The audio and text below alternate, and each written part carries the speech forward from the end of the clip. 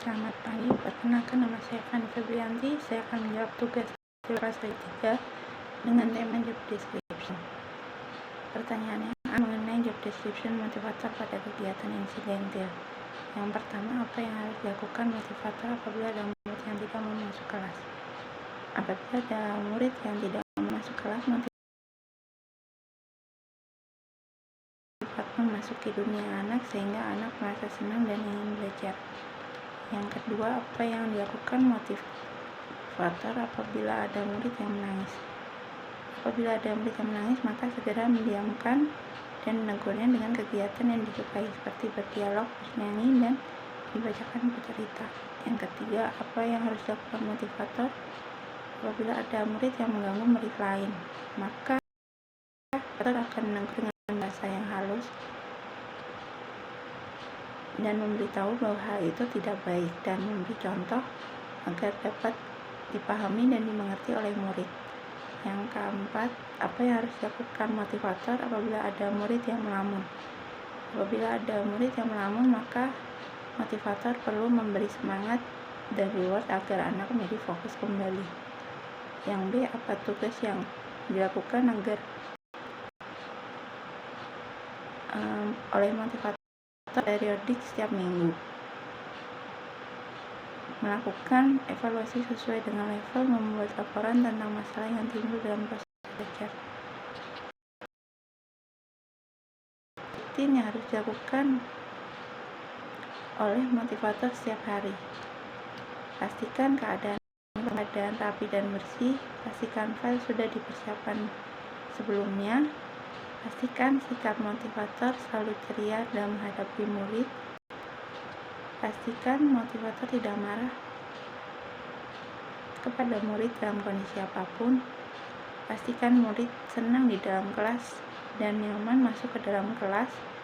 Pastikan murid melakukan kegiatan yang berhubungan dengan kegiatan minat baca dan belajar.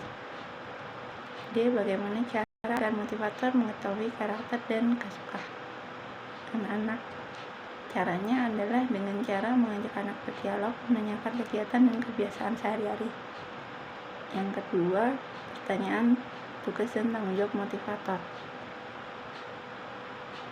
Pertanyaan pertama, apa target dan suasana dan kegiatan di kelas Bimba AYUWO yang harus dicapai oleh motivator?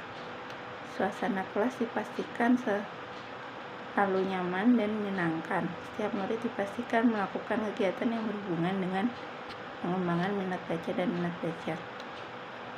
Dan dipastikan kegiatan sesuai dengan tahap perkembangan kemampuannya. Yang kedua, bagaimana cara motivator mencapai target atau tugas di kelas Bimba AYUWO? Yang motivator harus selalu menyayangi dan mengasihi murid. Motivator harus mengendalikan diri sendiri. Kegiatan di kelas itu harus selalu dimulai dengan kegiatan yang menyenangkan atau fun learning bagi anak. Variation skill dan menerapkan konsep dasar Bimba AYUWO serta menerapkan kurikulum dasar. Motivator juga harus selalu mengevaluasi afeksi murid. Apa tanggung jawab motivator Bimba? Menjadi pembelajar dan memiliki sikap peduli untuk berbuat baik, yaitu dengan jadi tangkap atau jujur, disiplin, tanggung jawab, kerjasama, dan peduli. Yang pertanyaan selanjutnya C, mengenai tanggung jawab motivator di kelas. Yang pertama, apa yang harus dilakukan motivator agar suasana kelas aman? Yang pertama, semua stop kontak atau saklar yang berada di dalam kelas jauh dalam jangkauan anak-anak, tertutup dengan aman, tidak ada senjata tajam, tidak ada tumpahan air. Yang kedua, apa yang harus dilakukan motivator untuk menjaga suasana di dalam kelas? Pastikan sirkulasi udara di kelas baik, mengasihi murid, dan selalu tersenyum. Yang ketiga, apa saja harus dilakukan motivator dalam mengasihi dan murid? Senyum, sapa, salam, dan bersikap ramah. Apa yang harus dilakukan motivator? Menjadikan kegiatan bermain sambil belajar menyenangkan. harus memvariasikan kegiatan bermain sambil belajar dengan bernyanyi dan bercerita, serta kegiatan utama lainnya. Yang kelima, apa yang dilakukan motivator untuk memastikan anak melakukan kegiatan yang berhubungan dengan minat belajar.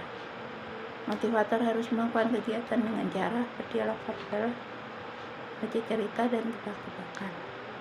Yang keenam, apa yang dilakukan motivator memastikan anak melakukan kegiatan sesuai tahap. Mengatakan learning. Yang kedua, memahami konsep dasar variasi skill. Yang ketiga, dengan pemberian modul sesuai dengan kemauan dan kemampuan anak. Sekian jawaban dari saya, mohon maaf jika ada kesalahan. Terima kasih.